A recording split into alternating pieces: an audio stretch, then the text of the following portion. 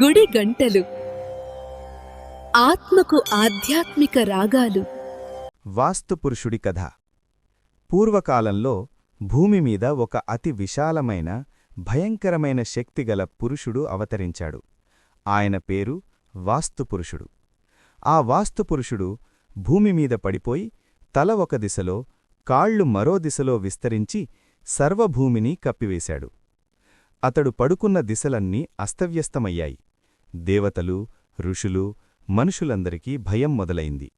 ప్రపంచంలో అసమతుల్యత అంటే ఇంబ్యాలెన్స్ ఏర్పడింది. దేవతల చింత. అప్పుడు బ్రహ్మ, విష్ణు, మహేశ్వరులు ఇతర దేవతలతో కలిసి ఆలోచించారు. ఈ శక్తిని నియంత్రించాలి, కానీ నాశనం చేయకూడదు. ఎందుకంటే వాస్తుపురుషుడు ప్రకృతి శక్తికి ప్రతిరూపం. వాస్తుపురుషుణ్ణి నియంత్రణలోకి తీసుకోవడం. అప్పుడు అన్ని దేవతలు కలిసి వాస్తుపురుషుడి శరీరంలోని ఒక్కొక్క భాగంపై ఒక్కొక్క దేవత కూర్చున్నారు. ఈ విధంగా 45 దేవతలు వాస్తుపురుషుడి శరీరాన్ని నియంత్రించారు. తలవైపు బ్రహ్మస్థానం, మధ్యభాగం బ్రహ్మస్థానం అంటే శూన్యస్థలం. ఇతర భాగాల్లో ఇంద్రుడు, వరుణుడు, అగ్ని, వాయువు, కుబేరుడు మొదలైన దేవతలు. వాస్తుపురుషుడి వరం. దేవతలు తనను నశింపచేయలేదని చూసి వాస్తుపురుషుడు ప్రసన్నుడయ్యాడు. అతడు దేవతలను ఇలా వరం కోరాడు: ఎవరైతే భవన నిర్మాణం ముందు నన్ను గౌరవించి నా నియమాలను పాటిస్తారో వారికి ఐశ్వర్యం, ఆరోగ్యం, శాంతి లభించాలి. దేవతలు అంగీకరించారు. అందుకే వాస్తుశాస్త్రం.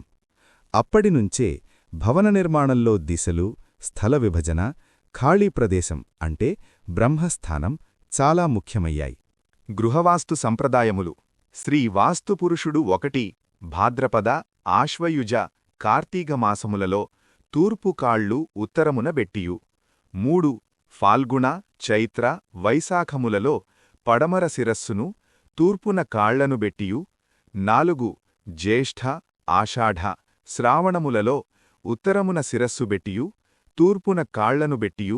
జ్యేష్ఠ, ఆషాఢ, శ్రావణములలో ఉత్తరమున శిరస్సు బెట్టియు ప్రక్కకు ఒదిగి తలక్రింద చేయిబెట్టి పరుండును.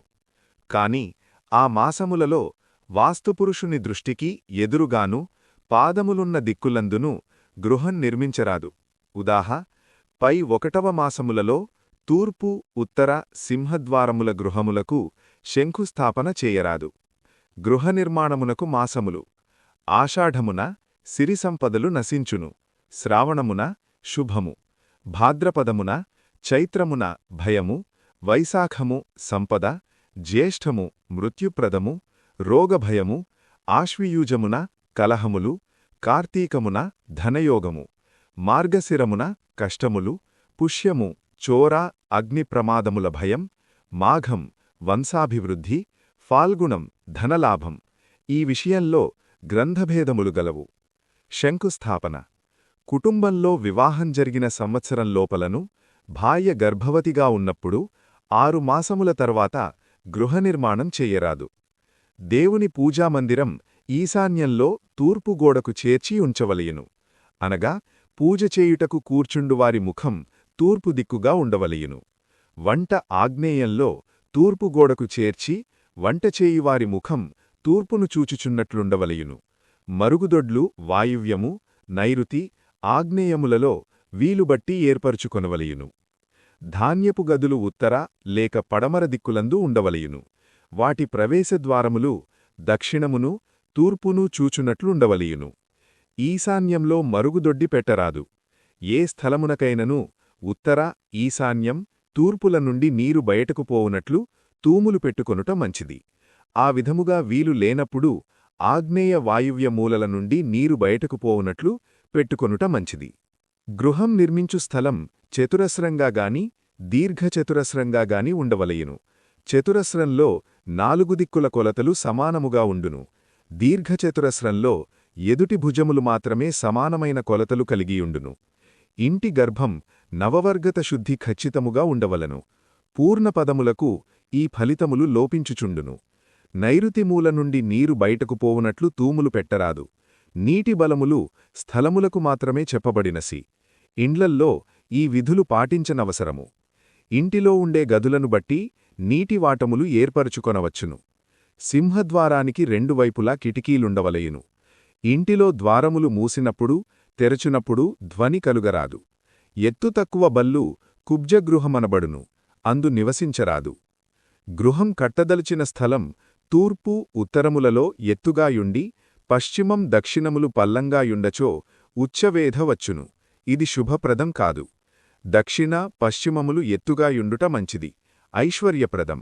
ఇంటి చుట్టూ వెలుపలి స్థలం 4 దిశలాయందు ఇంటి బేస్మెంట్ కంటే పల్లంగా ఉంచుతూ నీటివాటము పశ్చిమం, వాయువ్యం, ఈశాన్యం మరియు దక్షిణ ఆగ్నేయం, ఈశాన్యముల వేతు ప్రవహించినట్లు ఏర్పాటు చేసుకోవలను. కిటికీలు లేని గృహం అంధకవేధ కలదియగును. ఫల పుష్పతోటలు మొక్కలు చెట్లు ఉన్న గృహం సర్వదా వృద్ధి పొందుచుండును.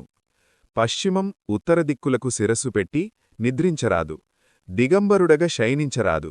దిగంబరుడిగా సంభోగము చేయరాదు. తడికాళ్లతో శయనించరాదు.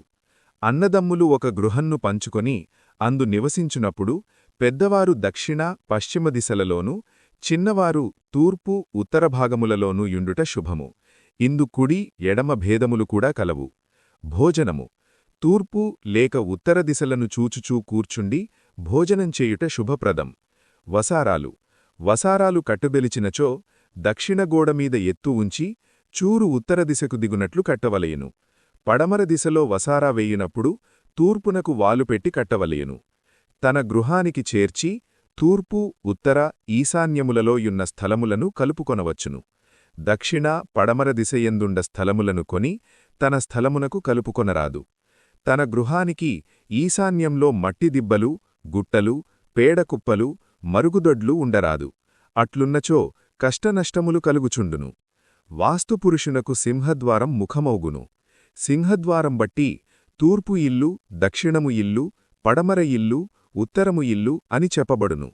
1 తూర్పు ఇల్లు పడమర ద్వారం పెట్టి ముఖం తూర్పుగా పెట్టి లోనికి ప్రవేశించునది తూర్పు ఇల్లు అగును. కార్తీక మాఘమాసములలో కట్టుకొనవలయును. షా ఆ కా వర్గలవారికి అర్వణము. 2 దక్షిణపు ఇల్లు ఉత్తరమున సింహద్వారం పెట్టి దక్షిణముగా ముఖం పెట్టి లోనికి ప్రవేశించుచున్నచో అది దక్షిణపు ఇల్లు అనబడును. చా టా తా పా వర్గలవారికి అర్వణము. మాఘ ఫాల్గుణ వైశాఖములలో కట్టవలయును. 3 పడమర ఇల్లు తూర్పున సింహద్వారం పెట్టి పడమర దిశగా ముఖం పెట్టి లోనికి ప్రవేశించునది పడమర ఇల్లు. ఫాల్గుణ వైశాఖ శ్రావణమాసములలో నిర్మించుట శుభప్రదం. టా తా పా వర్గలవారికి అర్వణము. 4 ఉత్తరపు ఇల్లు దక్షిణమున సింహద్వారం పెట్టి ఉత్తరముఖంగా లోనికి ప్రవేశించునది ఉత్తరపు ఇల్లు. శ్రావణ కార్తీక మాసములలో కట్టవలయును. పా యా షా వర్గలవారికి అర్వణము.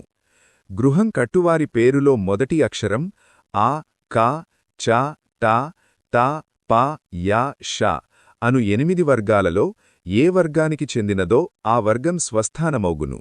దాని 5వ వర్గం శత్రుస్థానమౌగును. ఆ శత్రుస్థానంలో గృహనిర్మాణం చేయరాదు. అర్వణం కాని వర్తులకు సంబంధించిన స్థలాలలో గృహనిర్మాణం చేసి అందు నివసించినచో సదా కష్టనష్టములు కడుగుచుండును. తూర్పు ఇల్లునకు ఆగ్నేయంలో వంటగది ఉండుట మంచిది. దక్షిణము ఇల్లునకు ఆగ్నేయంలోగాని నైరుతిలోగాని వంట చేసుకొనుట మంచిది. పడమర ఇళ్లనకు నైరుతిలో వంట చేసుకొనుట మంచిది. ఉత్తర గృహములకు నైరుతిలోగాని వాయువ్యంలోగాని వంట చేసుకొనుట మంచిది. గృహం నిర్మించు స్థలంలో దక్షిణ పడమర దిక్కులలో కొద్ది స్థలం ముంచి ప్రదక్షిణ చేయునట్లు స్థలం ముంచి కొంచెం ఎత్తుగా ఉన్నచో ఐశ్వర్యప్రదమని శాస్త్రంలో చెప్పబడినది. ఆ సాంప్రదాయం గృహానికి వర్తింపచేయరాదు.